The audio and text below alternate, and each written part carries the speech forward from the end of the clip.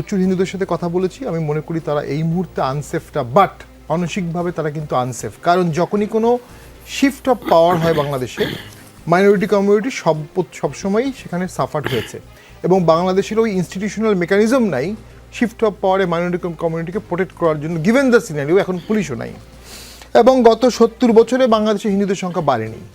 70 বছরে হিন্দুদের প্রপার্টি যদি আপনি ডিস্ট্রিবিউশন দেখেন, এটা ইকুয়াল না। পলিটিক্যাল এম্পাওয়ারমেন্ট ইকুয়াল না, ব্যুরোক্রেটিক এম্পাওয়ারমেন্ট ইকুয়াল না। এটা তো বাস্তবতা, এটা স্বীকার করতে হবে। তো যখন আপনি ইকুয়াল হবেন না, তখন আপনি আনসেফ মানসিকভাবে হবেনই। বাংলাদেশে হিন্দু অনেক মেয়ে, অনেক ফ্যামিলি ইন্ডিয়াতে বিয়ে দিতে প্রেফার করে, কারণ হচ্ছে ইনসিকিউরিটি। একজন ওই পাশে থাকলে আমি পালিয়ে যেতে পারবো ক্রাইসিসের সময়। সারাক্ষণই তাদের মনে একটা রায়োটের ভয় আছে, আর রায়োট এখানে হয়েছে অনেক আগে। এবং 1965 যখন পাকিস্তান এবং বাংলাদেশ যুদ্ধ হলো, পাকিস্তান ইন্ডিয়া যুদ্ধ হলো, তখন তো সমস্ত হিন্দুকে কনসেন্ট্রেশন ক্যাম্পও রাখা হয়েছিল, হিন্দুদের সম্পত্তি এনিমি প্রপার্টিও ঘোষণা করা হয়েছিল। সো এই জিনিসটা যে হয়নি পাকিস্তান পিরিয়ডে, এমন তো আর না। বাংলাদেশ পিরিয়ডে হয়নি। বাংলাদেশ এই বিষয়ে পৃথিবীর অন্যতম উদার দেশ, যেখানে হিন্দু মুসলিম একসাথে বসবাস করে। পূজায় মুসলমানরা যায়, হিন্দুরা ঈদে এসে আমাদের এখানে খাসির বিরিয়ানি খায়। প্রবলেম যেটা হয়েছে, যখন শেখ হাসিনার বিদায় হলো, এটা ভারতকে মানতে হয়েছে এবং হবে, এর কোনো বিকল্প নাই। আপনি যদি সোভারেন্টিতে বিশ্বাস করেন, একটা দেশের চেঞ্জ অফ পাওয়ার যে কোনো কারণেই হোক, এটা দেশের আভ্যন্তরীণ বিষয়, আপনি সেখানে নাক গলাতে পারেন না। যেই ক্ষমতায় আসবে আপনার তার সাথে ডিপ্লোম্যাটিক রিলেশন রাখতে হবে। এবং ডক্টর ইউনূসকে তো প্রথম দিকে ভারত স্বাগতও জানিয়েছিল, কিন্তু খুব রিসেন্টলি আমার মনে হচ্ছে একটা হস্টিলিটির দিকে ইন্ডিয়া যাচ্ছে। ভিসা, মেডিকেলটাও বন্ধ করে দিচ্ছে, হাই কমিশন বন্ধ করে দিচ্ছে, বর্ডারগুলো বন্ধ হয়ে গেছে প্র্যাকটিক্যালি। ভারত কোনো একটা মেসেজ দিচ্ছে, তারা কোনো একটা বিষয়ে অ্যানোয়েড। সে অ্যানোয়েডটা এই জন্য না যে তারা আওয়ামী লীগকে ক্ষমতায় আনতে চায়, সে অ্যানোয়েডটা এই জন্য না যে তারা শেখ হাসিনাকে বাংলাদেশে পাঠাতে চায়, রাজনৈতিকভাবে প্রতিষ্ঠিত করতে চায়।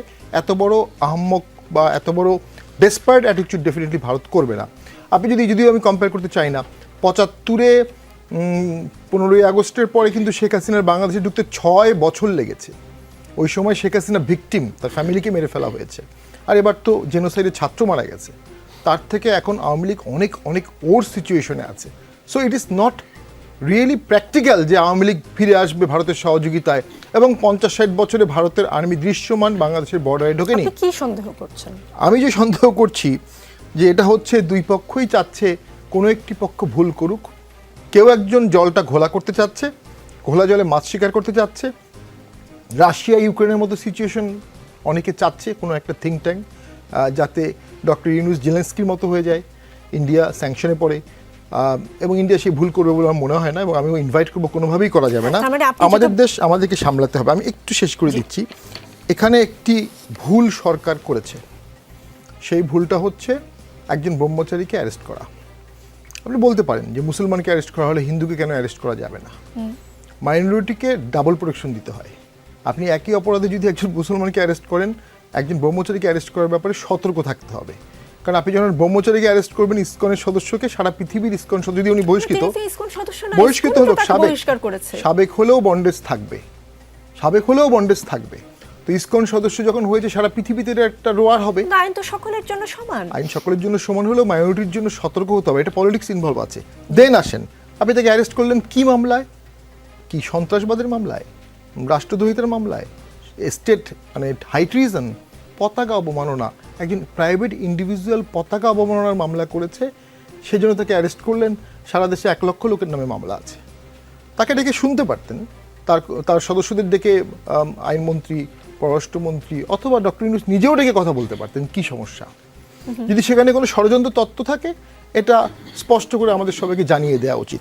ষড়যন্ত্র তত্ত্ব না থাকলে তাকে অ্যারেস্ট করাটাই আমি মনে করি একটা মৌচাকে ঢিল দেয়া। তাকে অ্যারেস্ট করলে হিন্দুত্ব বা ইসকন বা অন্যান্য, হেমা মালিনী আজকে বক্তব্য দিয়েছে সংসদে, হেমা মালিনীর মুখ থেকে চিন্ময় দাশগুপ্ত ব্রহ্মচারীর নাম উচ্চারিত হয়েছে। উনি বলেছেন বাংলাদেশে মন্দির ভাঙা হচ্ছে সংসদে। আসলে এটা ঠিক না, বাংলাদেশে কোনো মন্দির ভাঙার খবর আমরা অন্তত পাইনি। ক্ষতিকার হচ্ছে, ক্ষতি হচ্ছে বাংলাদেশের। কী কী ক্ষতি হচ্ছে আমি একটা লিস্ট দিব। এবং এই ক্ষতির কারণে যে প্রবলেমটি হচ্ছে, বাংলাদেশ ইন্ডিয়ার সম্পর্কটি স্বাভাবিক হওয়ার সুযোগ যেটুকু ছিল, আস্তে আস্তে নষ্ট করা হয়ে যাচ্ছে। এবং ভারতের মিডিয়াতেও এটা নষ্ট করার জন্যই কাজ করা হচ্ছে, এবং অনেকে এটা বিশ্বাস করছে। মোস্ট ইম্পর্টেন্ট, এই মিথ্যাটা অনেকে বিশ্বাস করছে। কারণ যে লেভেলের লোকরা এই মিথ্যার প্রেক্ষাপটে কথা বলছে, তারা তো অনেক সেন্সিবল মানুষ হওয়ার কথা। এবং গুরু রামদাস উনিও দেখলাম বলেছে, 4-5 জন গুরু যাদের কোটি কোটি ফলোয়ার, তারা নিন্দা জানিয়েছে। তো এই নিন্দা জানানোর কাজটা কি করা সরকারের জন্য খুব এসেনশিয়াল ছিল? এটা ছাড়া কি বাংলাদেশের কোনো ক্ষতি হচ্ছিল? ঠিক এটা করে আমি মনে করি একটা মৌচাকে ঢিল দেওয়া হয়েছে। জানা ছিল যে এটা করা হলে সমস্ত হিন্দুত্বরা এটার প্রতিবাদ করবে, হিন্দুত্বের এই প্রতিবাদ দেখে বাংলাদেশে ইসলামিস্টরা প্রতিবাদ করবে, একটা ঐক্য সৃষ্টি করা যাবে। এটা একটা পলিটিক্যাল গেম।